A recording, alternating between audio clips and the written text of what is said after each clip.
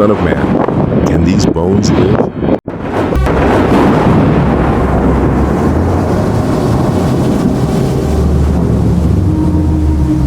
The hand of the Lord was upon me. He carried me by his Spirit to a valley, but not just any valley. It was a graveyard of forgotten hope. Bones everywhere. Dry, scattered, lifeless. As I stood in the middle of this desolation, I could feel it. This wasn't just about the dead. This was a message for the living.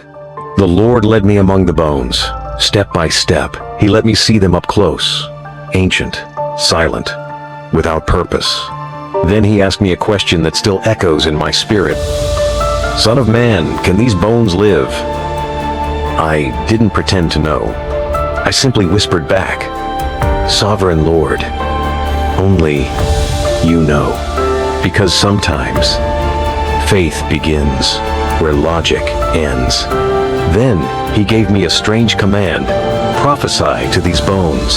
Speak to the dry and broken. And so I did. I lifted my voice in that silent grave and declared, Dry bones, hear the word of the Lord. It felt foolish, but when God speaks, obedience is louder than doubt. As I spoke, I heard it the sound, a rattling, a holy tremble in the earth, bones finding bones, ribs clicking into spines, skulls rising from the dust. Death was being undone. What once was scattered was coming together by the power of God's voice. I watched in awe as tendons wrapped around bones, flesh formed, skin covered them. The bodies were whole, but still empty. No breath, no life. Because even when everything looks right on the outside without the Spirit, we are still dust.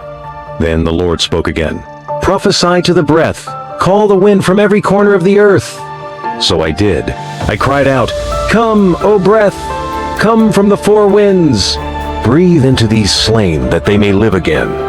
And as I spoke, the wind began to roar. Breath rushed into them like fire and air. Life returned. They stood, awakened. They came alive not just as people, but as purpose. Not just revived, but ready.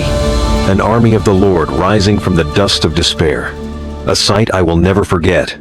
Because when God moves, nothing stays buried. Then the Lord said, These bones are the people of Israel. They say, Our hope is gone. We are cut off. But I will open your graves. I will bring you back home.